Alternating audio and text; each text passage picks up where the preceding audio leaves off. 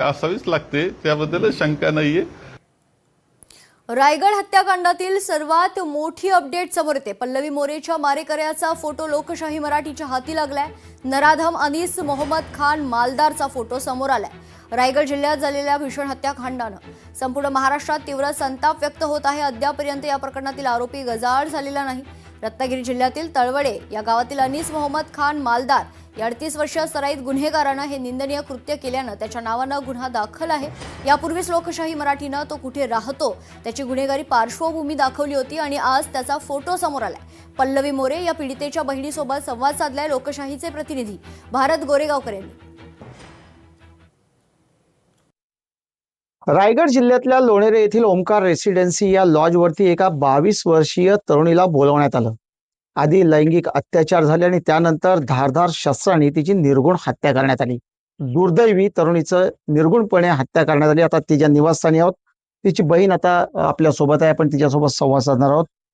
तुला कधी बहीण बोलली होती का की अनीस नावाचा मुलगा संपर्कात आहे, किंवा त्यांचे बोलणं चालणं किती दिवसापासून सुरू होते?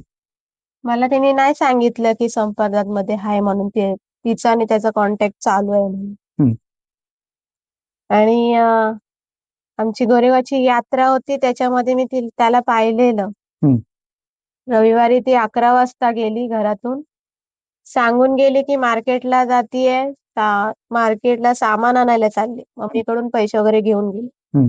मम्मीने तिला कॉल केला आणि मग तिचा फोनच बंद दाखवला. पूर्ण स्विच ऑफ झालेला तिचा फोन.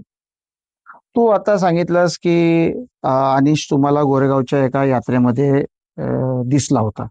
तर तू त्याचं वर्णन करू शकतेस, किंवा तुझ्याकडे त्याचा काही फोटो असेल तर तू लोकशाहीच्या माध्यमातून तो महाराष्ट्र समोर आणू शकतेस का? हा, आणू शकते. त्याचा फोटो दाखवू शकते मी. तू दाखव जरा फोटो.